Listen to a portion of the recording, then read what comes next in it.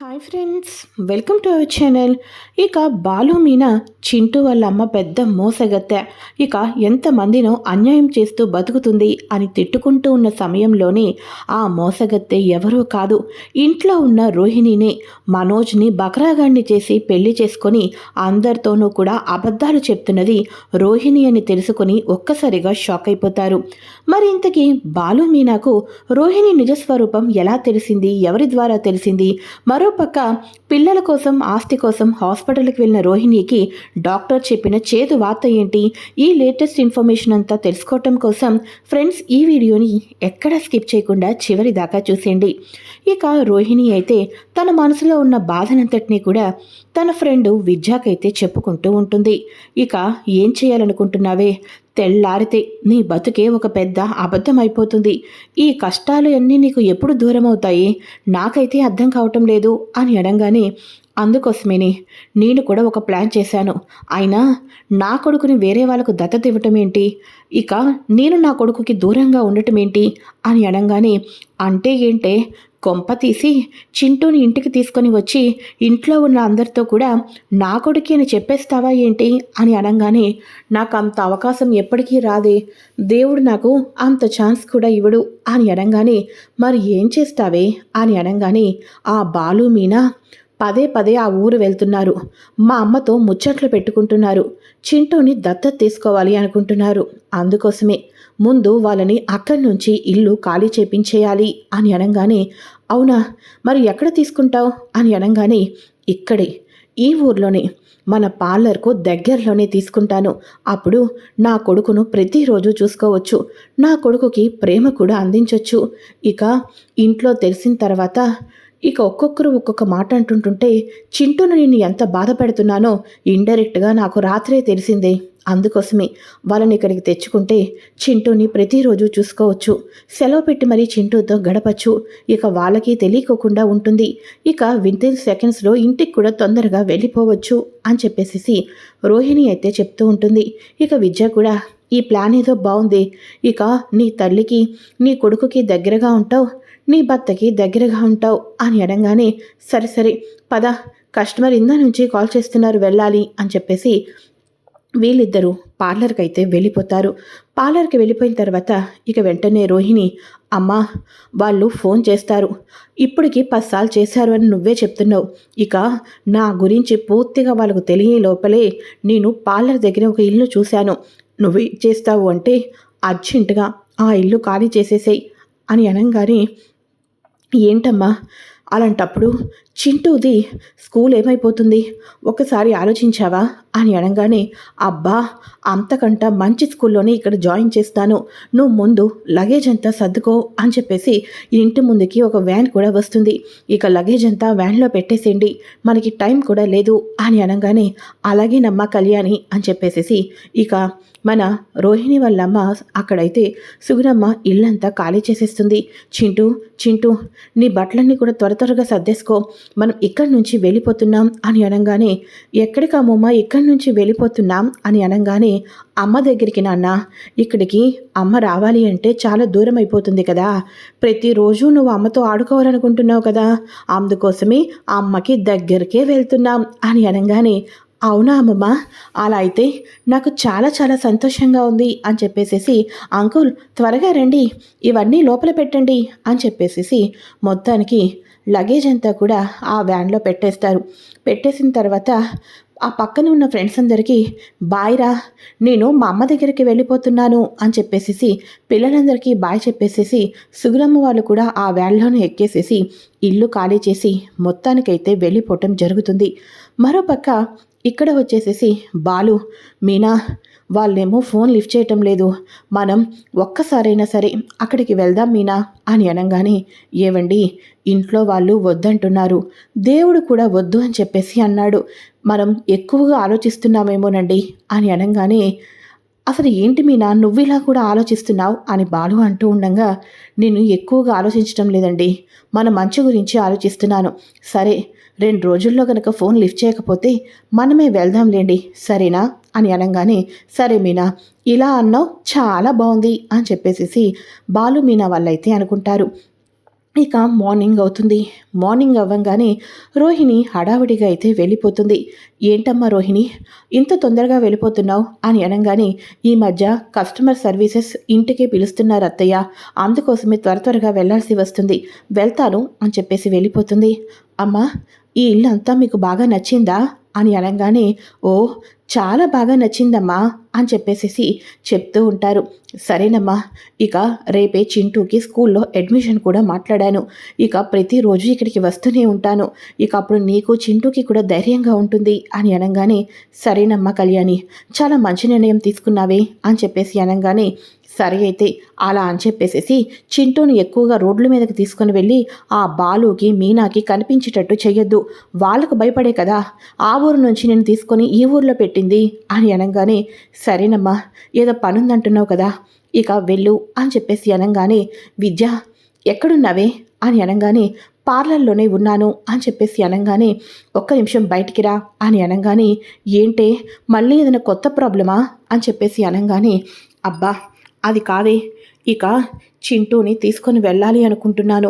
మరో పక్క మా లైఫ్ బాగుండాలి అంటే, మేము స్ట్రాంగ్గా ఉండాలి అంటే, ఇక నేను ఏం చేసినా సరే ఆ తప్పు భరించాలి అంటే మాకు పిల్లలు పుట్టేయాలి. పిల్లలు పుడితే మనోజ్ కాదు కదా, మా అత్తయ్య కూడా నన్ను ఏమీ చేయలేదు అని అనగానే, అంటే ఇప్పుడేమంటావు అని అనగానే, ఏమంటానా, అటు షీలా డార్లింగ్ ఇచ్చే ఆస్తి వస్తుంది, పిల్లలు పుడితే నన్ను కూడా ఆ ఇంట్లో నుంచి ఎవ్వరూ విడదీయలేరు. పుట్టిన బిడ్డ కోసమైనా సరే నేను చెప్పినట్టు నా దగ్గరే ఉంటాడు ఇక మనోజ్ అని అనగానే, సరే అయితే వెళ్ళవే, నేను వద్దాం అనుకున్నాను కానీ ఈరోజు పార్లర్లో చాలామంది కస్టమర్స్ ఉన్నారు కదా అని అనగానే, అబ్బా వాళ్ళని కాసేపు వెయిట్ చేయమని చెప్పవే అని అనగానే, సరే అయితే ఒక్క నిమిషం ఆగు అని చెప్పేసి లోపలికి వెళ్ళి వేరే వాళ్ళకి అప్పచెప్పేసేసి, పదవే వెళ్దాం అని చెప్పేసేసి ఇద్దరు హాస్పిటల్కి అయితే వెళ్తారు. ఇక హాస్పిటల్కి వాళ్ళిద్దరూ వెళ్ళి వెయిటింగ్ లిస్ట్లో రిసెప్షన్ దగ్గర వెయిట్ చేస్తూ ఉంటారు. మరోపక్క, ఏంటి కాలేజ్కి వెళ్తున్నావా అని అనగానే, అవునక్క అని అంటూ ఉండగా, సరే అయితే నేను కూడా పువ్వులు ఇవ్వటానికి అడ్డుగానే వెళ్తున్నాను, ఇక నేను డ్రాప్ చేస్తాను రా అని అనగానే, నాకు చాలా టైం ఉందిలే అక్క అని చెప్పేసి మీనా వాళ్ళ చెల్లెలైతే అంటూ ఉంటుంది. సరే అయితే నాకు పువ్వుల ఆర్డర్ అట్టే ఉంది, నువ్వు కూడా వచ్చినట్టుంటుంది కదా, రా వెళ్దాం అని చెప్పేసి ఇక పువ్వుల ఆర్డర్ హాస్పిటల్ దగ్గర ఇవ్వటానికైతే వెళ్తుంది. ఇక వెంటనే వాళ్ళు తీసుకోవటానికి ఎవరూ లేరు, వెయిట్ చేయాలి అని అనగానే, ఏంటి వెయిట్ చేయాలా, అటు చాలా పువ్వులు ఉన్నాయి, మళ్ళీ పువ్వులన్నీ వాడిపోతాయి, ఇక్కడ ఎక్కువ టైం పట్టేటట్టే ఉంది అని చెప్పేసి మీనా అయితే అనుకుంటూ ఉంటుంది. అక్క, నాకు వెళ్ళటానికి చాలా టైం ఉంది కదక్క, మిగతా పూలు నువ్వు ఇచ్చుకో, వీళ్ళు రాగానే వీళ్ళకి ఇవి నేను పూలు ఇచ్చేసి డబ్బులు తీసుకుని ఇటు చిటు నేను వెళ్ళిపోతాను అని అనగానే, సరే అయితే అని చెప్పేసి ఇక మీనా అవన్నీ అప్పచెప్పేసేసి వెళ్ళిపోతుంది పువ్వులు డెలివరీ ఇవ్వటానికి. అయితే అదే హాస్పిటల్లో ఇక ఉంటారు వీళ్ళిద్దరూ కూడా, రోహిణి అలానే ఇక విద్య లోపలికైతే వెళ్తారు. లోపలికి వెళ్ళిన తర్వాత, మేడం నాకు ఆల్రెడీ ఒక ఫస్ట్ కిడ్ అయితే ఉన్నాడు, ఇప్పుడు సెకండ్ ప్రెగ్నెన్సీ గురించి ప్లాన్ చేస్తున్నాను, కానీ ఇప్పటిదాకా నాకు ప్రెగ్నెంట్ అనేది రాలేదు, ఇక ట్రీట్మెంట్ తీసుకుందాం, ఏదైనా ప్రాబ్లం ఉందేమో తెలుసుకుందాం అని చెప్పేసి వచ్చాను అని చెప్పేసి అనగానే, సరే అయితే కొన్ని టెస్టులు స్కానింగ్లు ఉంటాయి, అవన్నీ చేయించుకోండి అని అనగానే, ఓకే మేడం అని చెప్పేసి ఇక స్కానింగ్ చేయించుకొని బ్లడ్ అంతా కూడా ఇస్తూ ఉంటుంది. ఇక 1 అవర్ వెయిట్ చేయాలి, ఇక బయటకు వెళ్ళి వెయిట్ చేయండి అని అనగానే, ఓకే మేడం అని చెప్పేసేసి 1 అవర్ అయితే వెయిట్ చేస్తారు. ఆ తర్వాత ఇక మైనా వాళ్ళ సిస్టర్ అక్కడ పువ్వులు ఇచ్చేసేసి వస్తూ ఉండగా అక్కడ రోహిణి అయితే కనిపిస్తుంది.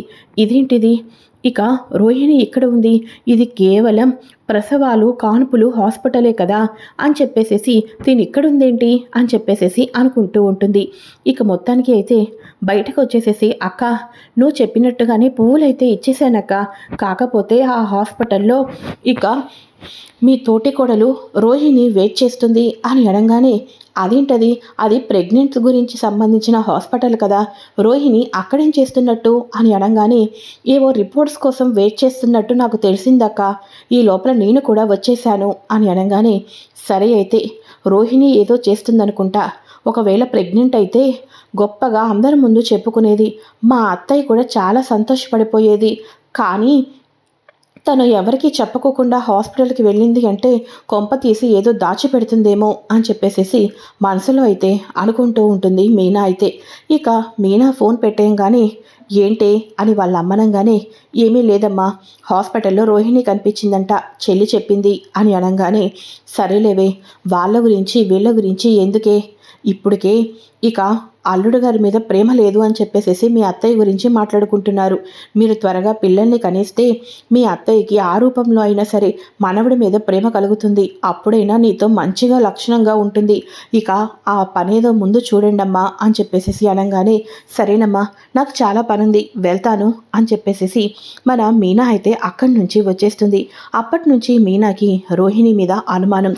1 అవర్ అవుతుంది. 1 అవర్ అయిన తర్వాత ఇక డాక్టర్స్ అయితే పిలుస్తారు. డాక్టర్స్ పిలిచిన తర్వాత చెప్పండి డాక్టర్, ఏమైంది? నా రిపోర్ట్స్ అన్నీ బాగానే ఉన్నాయి కదూ, అయినా ఫస్ట్ డెలివరీనే నాకు నార్మల్గా అయింది. అలాంటప్పుడు సెకండ్ డెలివరీ కోసం నేను ఎటువంటి ప్రికాషన్స్ ఏమీ తీసుకోవాల్సిన అవసరం లేదనుకుంటా అని అనగానే మీరు చాలా తప్పుగా ఆలోచిస్తున్నారు అని డాక్టర్ చెప్తుంది. ఏంటి నేను తప్పుగా ఆలోచిస్తున్నారా? ఏమైంది మా ఫ్రెండ్కి అని అనగానే మీ ఫ్రెండ్కి రెండోసారి పిల్లలు పుట్టే అవకాశం లేదు అని అనగానే ఏం మాట్లాడుతున్నారు డాక్టర్ మీరు అని చెప్పేసి రోహిణి అయితే షాక్ అయిపోతుంది. ఏం మాట్లాడుతున్నానా? మీరు ఫస్ట్ టైం చక్కగా బిడ్డని కన్నారు, కానీ ఆ తర్వాత మీరు ఎప్పుడైనా సరే యాక్సిడెంట్ ఏమైనా జరిగిందా? ఇక ఆ యాక్సిడెంట్లో మీ పొట్టకి బలంగా ఏమైనా దెబ్బ తగిలిందా? అప్పటి నుంచి మీకు నడుము నొప్పి వచ్చేనా ఏమైనా సన్నివేశాలు ఉన్నాయా? బాగా గుర్తు తెచ్చుకోండి అని అనగానే అవును డాక్టర్, ఒకసారి నేను స్కూటీ మీద వెళ్తున్నప్పుడు ర్యాష్గా ఎదురుగా వచ్చిన వాడు మూలాన నేను కింద పడిపోయాను. అప్పుడు చాలా బాగా స్టమక్ పెయిన్ వచ్చింది, బ్యాక్ పెయిన్ కూడా వచ్చింది. ఇక బయట ట్యాబ్లెట్లు యూస్ చేశాను, ఆ తర్వాత తగ్గిపోయింది అని చెప్పేసి అనగానే ఎస్, అప్పుడే మీరు చెక్ చేయించుకుంటే అప్పుడే మీకు నిజం తెలిసేది అని అనగానే ఏం నిజం అని చెప్పేసి రోహిణి అయితే భయపడిపోతూ ఉంటుంది. ఏం నిజమా? అప్పుడు మీకు గర్భసంచి మీద చాలా ఒత్తిడి పడింది, గర్భసంచి చాలా వరకు ఇక ముడుచుకుపోయింది, చాలా ఎఫెక్ట్ కలిగింది. అటువంటి టైంలో లోపల బిడ్డ మీకు అవకాశమే లేదు, పుట్టే అవకాశమే లేదు, ఒకవేళ హెల్తీగా కూడా ఉండదు, అసలు ఛాన్సే లేదు అని డాక్టర్స్ అయితే చెప్తారు. అందుకోసమే ఫస్టే చూయించుకుంటే ఏదో ఒకటి చేసి మీకు బిడ్డ పుట్టేటట్టు చేసేవాళ్ళం. ఐఎమ్ సారీ రోహిణి గారు అని అనగానే ఒక్కసారిగా రోహిణి వచ్చేసేసి కన్నీళ్లు పెట్టుకుంటూ ఉంటుంది. ఇక విద్య బాధపడద్దే రోహిణి, నీ జీవితంలో తల్లి ప్రేమ మొత్తం కూడా చింటూ మీదే దారపోయాలి అని ఆ దేవుడు అనుకుంటుంటాడు అని చెప్పేసి విద్య అంటూ ఉంటుంది. మాకు ఎవరికో ఒకరికి బిడ్డ పుట్టేస్తే మనోజ్ ఎప్పటికీ కూడా నన్ను వదలడు అని అనుకున్నాను, కానీ ఇప్పుడు బిడ్డ పుట్టే అవకాశమే లేదు అని చెప్పారు. దేవుడు కూడా నా మీద కొంచెం కూడా దయ చూపించటం లేదే అని చెప్పేసేసి రోహిణి బాధపడుతూ ఉంటుంది. ఈ విషయం గనక ఇంట్లో తెలిస్తే మా అత్తయ్య నా గురించి నిజస్వరూపం తెలియకపోయినప్పటికీ కూడా మనోజ్కి మరో పెళ్లి చేసినా కూడా ఆశ్చర్యపోవలసిన అవసరమే లేదు అని చెప్పేసేసి రోహిణి ఎంతగానో బాధపడిపోతూ ఉంటుంది. ఇంకేం చేస్తాం, ఇక బాలు మీనా వాళ్ళు దత్తత తీసుకుంటామన్నట్టుగా నా కొడుకునే నేను దత్తత తీసుకోవాల్సిన అవసరం వచ్చిద్దేమో అని చెప్పేసేసి బాధపడుతూ వెళ్ళిపోతుంది. ఇక వెంటనే మీనా మీనా నీ పువ్వులన్నీ కూడా డెలివరీలు అయిపోయినాయా అని అనగానే అయిపోయినాయండి, ఇప్పుడే ఇక ఇంటికి వెళ్దాం అనుకుంటున్నాను అని అనగానే ఎక్కడున్నావు అని చెప్పేసి అనగానే నీనా మీ కారు దగ్గరలోనే ఉన్నాను అని అనగానే సరే అయితే ఇక కార్ దగ్గర నీ బైక్ని షెడ్ దగ్గర పార్కింగ్ చెయ్యి అని అనగానే ఎందుకండి అని అంటూ ఉండగా మనం ఇప్పుడే కార్లో బయటకు వెళ్తున్నాం అని చెప్పేసేసి మీనానైతే తీసుకొని వెళ్తాడు. ఎక్కడికండి అని అంటూ ఉండగా ఒక్కసారిగా చాలా దూరం వెళ్ళటంతో అబ్బా ఎక్కడికి వెళ్తున్నాను చెప్పండి, నాకు తెలిసి మనం చాలా దూరం వస్తున్నాము అంటే చింటూ వాళ్ళ ఇంటికా అని అనగానే అవును మీనా, నువ్వు చాలా బాగా గెస్ చేసావు, చింటూ వాళ్ళ ఇంటికే అని అనగానే ఏవండి చెప్పాను కదండి అని అనగానే వాళ్ళు ఫోన్ కూడా లిఫ్ట్ చేయటం లేదు. ఆ మాత్రం మనకి కంగారుగా ఉంటుంది కదా, పద వెళ్దాం, ఆ ఇంటికి వెళ్ళి చింటూని దత్తత తీసుకోవటం మీకు ఇష్టమేనా?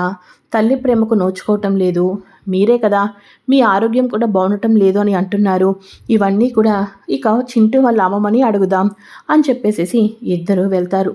తీరా వెళ్ళేసరికి అమ్మా అమ్మా చింటూ చింటూ డోర్ తీయండి అని అనగానే ఎవ్వరూ పలకరు. ఇక వెంటనే మీనా డోరు మొత్తానికి లాక్ చేసి లేదు అని అనగానే అలా అని అనగానే బాలు అయితే డోర్ని ఓపెన్ చేస్తాడు. ఓపెన్ చేసిన తర్వాత ఇల్లంతా ఖాళీగా ఉంటుంది. అదేంటండి ఒక్క రోజులోనే ఇల్లంతా కూడా ఇలా ఖాళీగా ఉంది అని అనగానే నాకే అది అర్థం కావటం లేదు మీనా అని చెప్పేసేసి ఇద్దరు మెల్లమెల్లగా అడుగులు వేసుకుంటూ ఉంటారు. ఇల్లంతా ఖాళీ చేసేస్తారు కదా. ఇక ఇల్లంతా కూడా వాళ్ళకు అవసరం లేని వస్తువులన్నీ అక్కడే వదిలేసేసి ఇల్లంతా కూడా క్లమ్జీగా పాత న్యూస్ పేపర్స్ అవన్నీ కూడా కింద పడిపోయి అలానే ఉంటూ ఉంటాయి. ఇక అందుట్లోనే వీళ్ళు నడుచుకొని వీళ్ళు ఇల్లు కూడా ఖాళీ చేసేశారు అని చెప్పేసేసి బాలు మీనా అనుకుంటూ ఉంటారు. ఈ లోపల మీనా కాళ్ళ కింద ఒక ఫోటో అయితే కనిపిస్తుంది. ఒక్కసారిగా ఒక ఫోటో కనిపించడంతో ఏంటి ఫోటో అని చెప్పేసేసి మీనా కింద కొంగి ఒక్కసారిగా ఫోటోని అయితే తన వైపు ఓపెన్ చేసి చూస్తుంది. ఇంకేముంది, చింటూ, రోహిణి, సుగుణమ్మ వీళ్ళ ముగ్గురు కూడా కలిసి ఉన్న ఫోటో అయితే కనిపిస్తుంది. మీనా ఒక్కసారిగా షాక్ అయిపోతుంది. మీనా ఏమైంది, ఫోటోలో ఏముంది, ఎందుకంత ఇదిగా షాక్ అయిపోతున్నావు అని అనగానే ఏమండి ఒక్కసారి ఫోటో చూడండి అని అనగానే బాలు సైతం షాక్ అయిపోతాడు. అంటే చింటూ వాళ్ళ అమ్మ రోహిణీనా అని చెప్పేసేసి మీనా అయితే అడుగుతూ ఉంటుంది. నో డౌట్ చింటూ వాళ్ళ అమ్మ నాకు తెలిసి ఇక రోహిణినే అనుకుంటా. అందుకోసమే కదా చింటూతో ఫోటో ఉంది. చింటూ వాళ్ళు మన ఇంటికి వచ్చినప్పుడు ఎప్పుడూ కూడా రియాక్ట్ అవని రోహిణి ఏకంగా తన గదిని ఇచ్చేసింది. అంటే ఇక మోసగత్తె చింటూ వల్ల అమ్మి అనమాట. ఇంతకాలం ఎవరో ముక్కు మొహం తెలియని అమ్మాయిని తిట్టుకుంటూ ఉంటున్నాం, కానీ మన ఇంట్లో ఉన్న రోహిణిని మనోజ్ గారిని బకరా చేసిందనమాట అని చెప్పేసేసి ఈ విషయాన్ని ఇలా అలా కాదు పద మీనా వెళ్దాం అని అనగానే ఏవండి ఆగండి, ఇదంతా కూడా చిన్న విషయం కాదు. ఇక అత్తయ్య తిట్టడమో మావయ్య బుద్ధి చెప్పడమో కాదు అండి, ఇది జీవితానికి సంబంధించిన విషయం. ఇలాంటి విషయాల్లో మనం చాలా జాగ్రత్తగా ఉండాలి అని అనగానే అంటే ఏంటి మీనా, ఇప్పుడు ఏం చేద్దామంటావు, ఈ విషయం ఎవరికి చెప్పొద్దు అంటావా అని అనగానే అవునండి, ఈ విషయం మనం అంత త్వరగా ఎవరికి చెప్తే మంచిది కాదు అనిపిస్తుంది. అసలే ఒక అమ్మాయి చేతిలో మనోజ్ మోసపోయాడు, మళ్ళీ మీ అన్నయ్య ఇలా మోసపోయాడని తెలిస్తే ఏమవుతుంది, అసలే అత్తయ్య గారికి కూడా బాగోదు. ఈ విషయంలో కోడల విషయంలో ఇంత మోసపోయామంటే అత్తయ్యకి మావయ్యకి హార్ట్అటాక్ వచ్చినా మనం ఆశ్చర్యపోవాల్సిన అవసరం లేదండి అని అనగానే తప్పులు చేసింది రోహిణి, శిక్ష పడాల్సింది మా ఇంట్లో వాళ్ళ అని అనగానే ఒక్కొక్కసారి అవతల వాళ్ళు చేసిన తప్పులకు కూడా శిక్ష మన వాళ్ళే పడాల్సి వస్తుంది. ఇవన్నీ ఆలోచించి నేను చెప్తున్నాను అని అనగానే అంటే ఏంటి, తనకి ఒక తండ్రి ఉన్నాడు, మలేషియాలో ఉన్నాడు అన్నదంతా కూడా పచ్చి అబద్ధం అన్నమాట. ఇక రోహిణి బాగా లేని వాళ్ళ ఇంటి నుంచి వచ్చి కూడా మా అమ్మతోనూ మనోజ్తోనూ కోటీశ్వరుల కూతురు అని అబద్ధం చెప్పింది. అందుకోసమే ఎప్పుడు కూడా వాళ్ళ నాన్న ఎప్పుడు ఈ ఇంటికే రాలేదు, ఒక్కసారి కూడా వీడియో కాల్లో కూడా చూపించలేదు.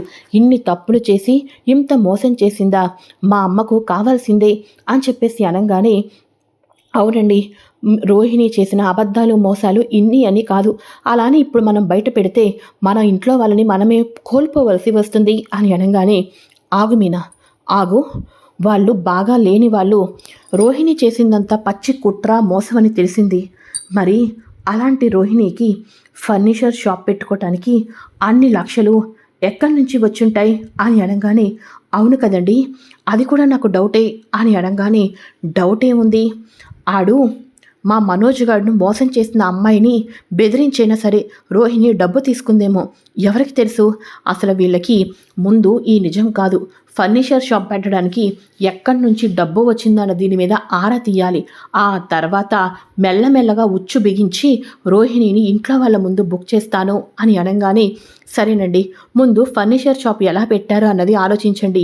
ఇక రోహిణి ఏం కుట్ర చేసిందో ఏం మోసం చేసిందో మళ్ళీ అదంతా కూడా మనోజ్ పీకే చుట్టుకుంటుంది అని అనగానే అందుకోసమే అసలు వీళ్ళకి డబ్బులు ఎక్కడి నుంచి వచ్చాయన్నది ఆలోచిస్తాను అని చెప్పేసేసి బాలు మీనా వాళ్ళైతే తిరిగి ఇంటికి వచ్చేస్తారు. అప్పటి నుంచి రోహిణికి ఇండైరెక్ట్గా డైలాగులు వేస్తూనే ఉంటారు.